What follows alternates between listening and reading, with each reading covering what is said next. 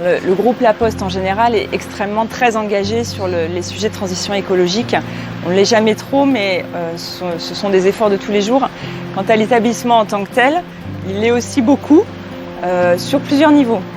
Toute la partie biodiversité, amélioration de la biodiversité, puisqu'on a planté 1000 arbres à l'automne dernier ici, pour pouvoir créer un espace de biodiversité et puis revégétaliser le site en fait. Alors on commence déjà à avoir quelques bénéfices, parce qu'il y a beaucoup plus de papillons, il y a de nouveaux oiseaux qui viennent s'installer. On croise de temps en temps une souris ou un mulot qui passe par ici. Donc l'objectif commence à porter ses fruits. Évidemment, on est très engagé aussi sur la limitation des consommations énergétiques.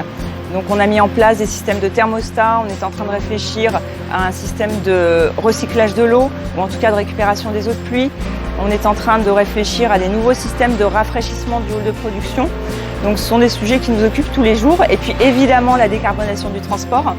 Et là on accélère la transition de notre flotte du thermique vers l'électrique, puisque chaque nouveau véhicule est renouvelé en véhicule électrique. Alors cet été a été absolument terrible pour les arbres qu'on a plantés, puisqu'ils étaient très jeunes. On a eu un taux de mortalité qui est très élevé. Donc ça nous amène à réfléchir à ce qu'on va faire pour que l'année prochaine ça ne se reproduise pas.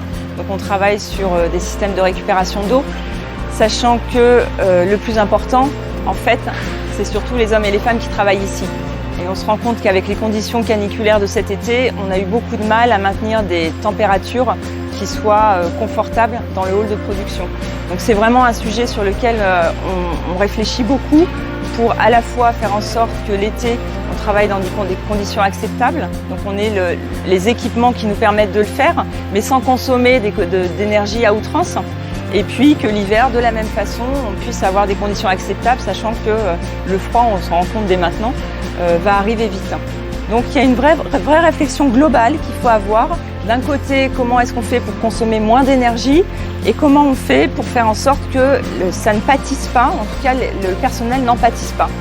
Donc c'est des réflexions qu'on mène à la fois avec les propriétaires des locaux, à la fois évidemment avec les agents qui travaillent ici, pour trouver des solutions pour tout le monde. Oui, moi en tant que directrice d'établissement, en fait, je considère que mon rôle et le rôle de mon comité de direction, c'est d'accompagner la sensibilisation de toutes les personnes qui travaillent ici au réchauffement climatique. Parce que tout le monde n'a pas la même sensibilité, tout le monde n'a pas la même compréhension de ce qui va se passer, de ce qui nous attend et surtout des efforts qu'il faut faire dès maintenant. Donc au mois de juin, on a organisé un marathon de la fresque du climat. Pendant 24 heures, en fait, toutes les personnes qui sont rentrées pour travailler ici ont fait une fresque du climat et on se rend compte que c'est une toute petite marche qu'on a franchie, mais néanmoins, elle contribue à faire en sorte que les gens prennent conscience et petit à petit modifient leur comportement au quotidien en triant plus, en éteignant le robinet quand ils se brossent les dents. C'est des tout petits gestes, mais il faut que tout le monde les fasse. Et je pense qu'un chef d'entreprise, il a aussi cette capacité-là d'avoir une audience relativement large pour pouvoir parler des sujets et sensibiliser sur la transition climatique.